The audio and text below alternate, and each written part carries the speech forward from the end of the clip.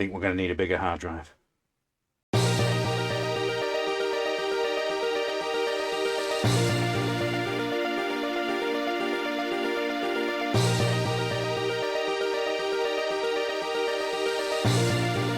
Hello everybody, welcome to the Re-Review, the series where I get to replay and reassess games from my favourite gaming era. I'm Brian, also known as UK Gen Zoidberg, and as far back as I can remember, I always wanted to be a games reviewer. Fortunately, I was lucky enough to be one in the pre-YouTube days, with my opinions being published in the likes of GamesX and Amiga Action. In this series, so far we've been looking at all the games that I reviewed, but as we approach episode 50, and I start to run out of games that I covered, it's time to make a change as to what the Re-Review is about.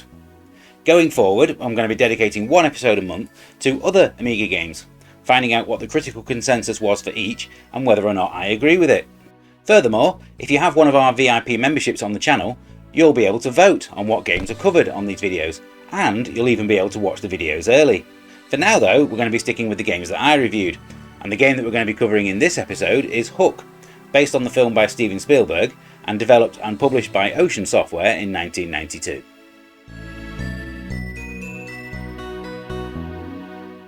It's widely believed that Atari's Superman, released in 1978, was the first game to be based on a film, but it was actually just a game that happened to be released at the same time as Richard Donner's film and not an actual license.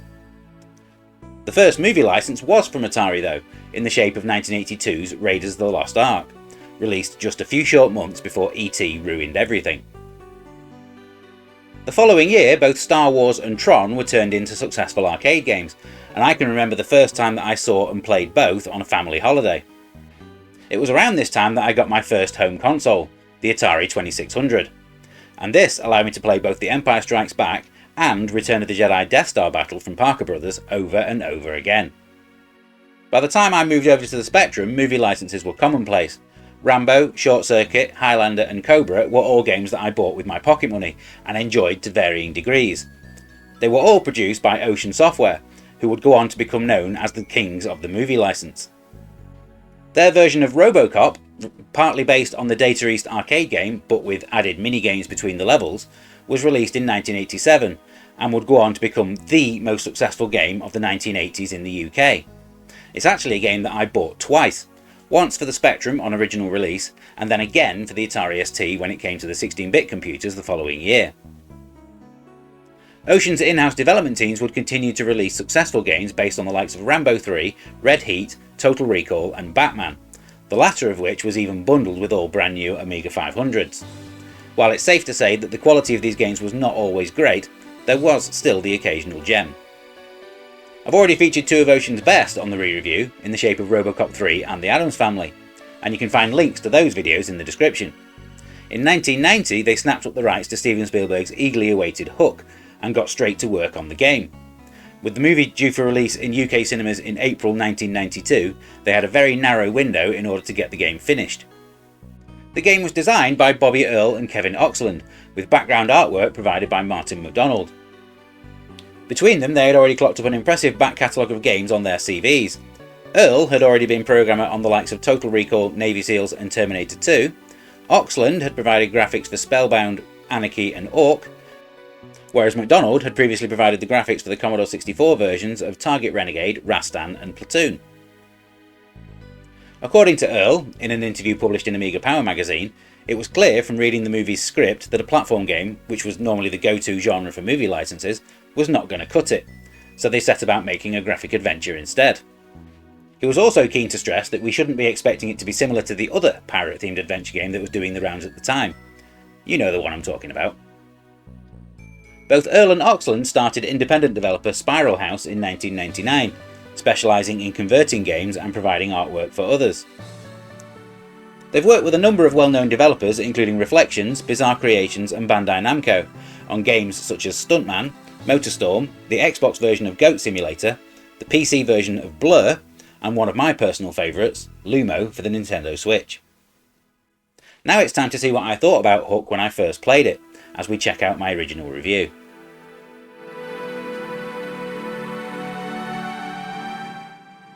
My exclusive review of Hook appeared in issue 48 of GamesX from April 1992. It received a 2-page review, but had to share the Game of the Week accolade with Myth from System 3. There were no other Amiga games reviewed in the issue, but it did feature the final part of my player's guide for Psygnosis' Barbarian 2. This was the final ever issue of Games X, and there were lots of pictures dotted around the pages of the magazine of the staff looking glum. However, it wasn't long before myself and the rest of the production team moved over to GB Action, the UK's first magazine dedicated to Game Boy games, just over a month later. I was full of praise for Hook's visuals, saying that the backgrounds were incredibly well drawn and full of lots of little incidental animations that brought them to life. I also felt that the game was a refreshing change of pace from the usual movie licenses from Ocean. This is one of the best film conversions Ocean has done for a long time. It comes across as a startling achievement not to be missed. I awarded it 5 out of 5 overall, with both presentation and lastability earning 18 out of 20, with gameplay 19 out of 20. Here's how that score compares to the ones in other Amiga magazines that month. Now though, it's time for the playtest. Let's see how the game stands up today.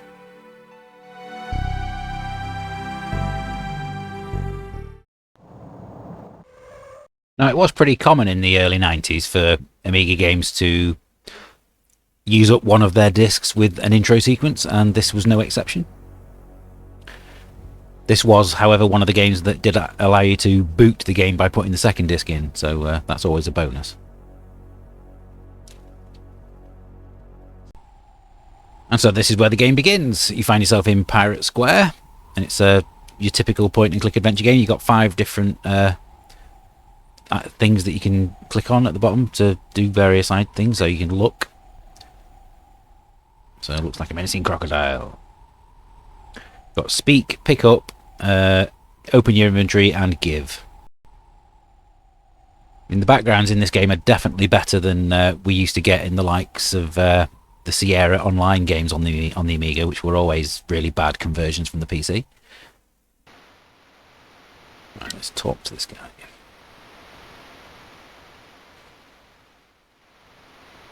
Okay, so he's not going to let me past unless I look like a pirate, because I'm currently wearing my business clothes. See, the talking interface is not quite as good as it was in something from LucasArts.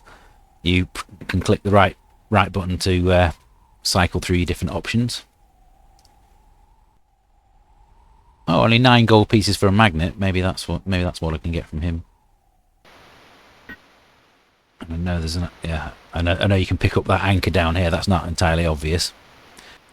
Would be better if the game did actually highlight items as you moved over them. That is actually Tinkerbell that's swinging around my head. You can actually ask her for hints at various points if you do get stuck. But to be perfectly honest, I don't think there are any puzzles in this game that many people will get stuck on. Yeah, that rope that I just picked up, let's combine that with the anchor. I do like the way that Captain Hook gets angry whenever you do something right. And the idea here is that you have to get the hat off that guy. So you have to time your swing across.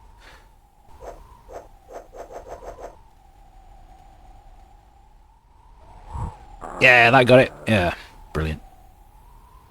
But what I actually needed to do before swinging back across was knock on the door to distract the lady so I can go and steal that coat off her washing line. That should now allow me to get that. Yes. So I now have a hat and a jacket. Now the only thing I need is a pair of pants. Now this is where you would find out whether or not the copy of the game that you are playing had actually been pirated or not, because this mug here on the right hand side would not be here if you were playing a copied version of the game. Like a lot of movie licenses, the characters in this don't actually look anything like the actors who played them in the film. So you can actually sell 2 gold teeth to get 2 coins. So I'll do that. I'll do that again.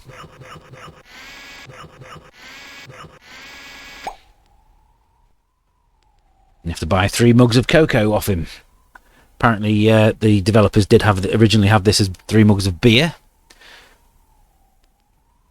but they decided that with the game being aimed at a younger audience, that beer was probably not the option.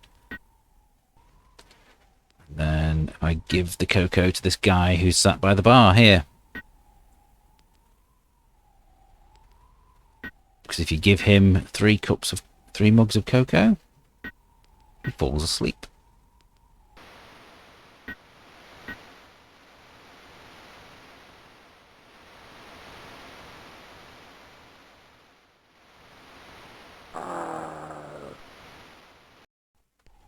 But fortunately, I should now be able to get on Hook's ship, now that I am dressed as a pirate. Must say that the character animation is not quite as good when you're in pirate get-up. Now there is something going on to the left, but you can't get past the crowd to be able to see it. See, that's Peter's children hanging in the net there. But at the moment you can't get that. You can't get that way. So let's go all the way over here.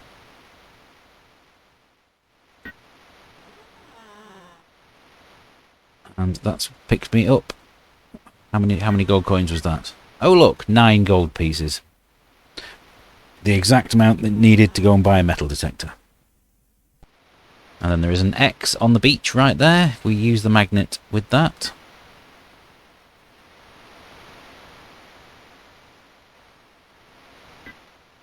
We find an alarm clock. You see the ticking of the clock has given me away. Yeah, so the next part of the game is going to be getting Peter to remember who he was. There's definitely a decent level of polish to this game overall.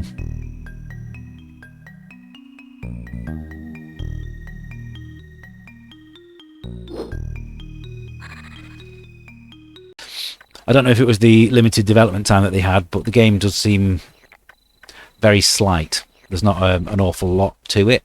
I mean, it's got bags of charm, and the graphics are nice. But I think we're only half an hour in to this playing this here, and I'm already over halfway through the game. Let's talk to that guy. Talk to him again. See how I get some elastic.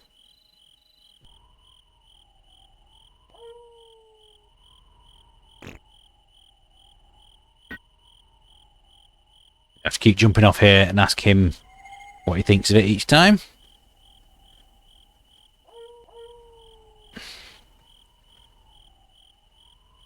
And I think after you've done it 3 times, he'll tell you to go and try the slingshot instead.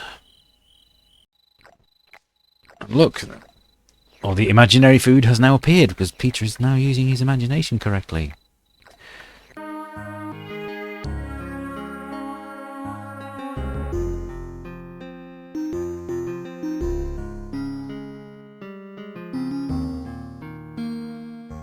So literally all that's left now is to go and confront Captain Hook and end the game.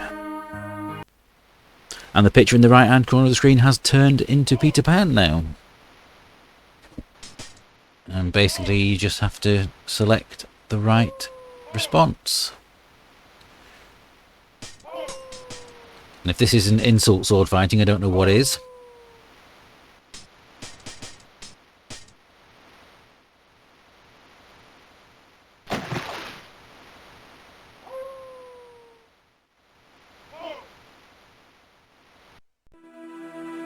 And that's literally it.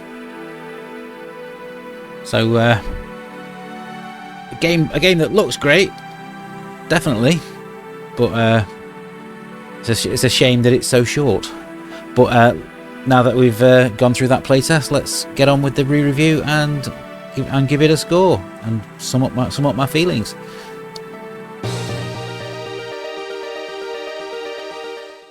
Much like the film that it's based on, there's a lot to like about Hook the game, even if it doesn't quite reach its full potential. It's well made, has some interesting ideas, and looks great, but it doesn't come together to form a satisfying whole. The game's interface works well, but it's clear from the limited number of options available that the game was aimed at a younger demographic than most adventure games. This applies to the puzzles as well, which, despite being enjoyable to solve, will be unlikely to tax most seasoned players. The main issue, however, is the game's overall length. The film is just over 2 hours, and the fact that you can complete the game in less time tells you all you really need to know about it. The opening section in the town is perfectly fine, and by far the best part of the game, but as soon as you encounter the Lost Boys, it all feels a little bit rushed. especially the final confrontation. It was definitely the right decision by the designers to make something other than a platform game, as this helps the game to stand out. If, however, they didn't want us to be comparing it to Monkey Island, perhaps they shouldn't have included a bit where we sword fight with Captain Hook while hurling insults at each other. When I did the Retro Game Super League video for Point and Click Adventures, Hook found itself languishing in the bottom half. In the Super League of movie games, however, it finds itself just outside the top 10. What that tells you about the state of movie licenses, I'll let you decide. Hook is definitely worth playing, especially if you are a fan of the film, but it's definitely not a 5-star experience by any stretch. The quality of the presentation and the overall charm, however, would mean that I would score it 7 out of 10 today.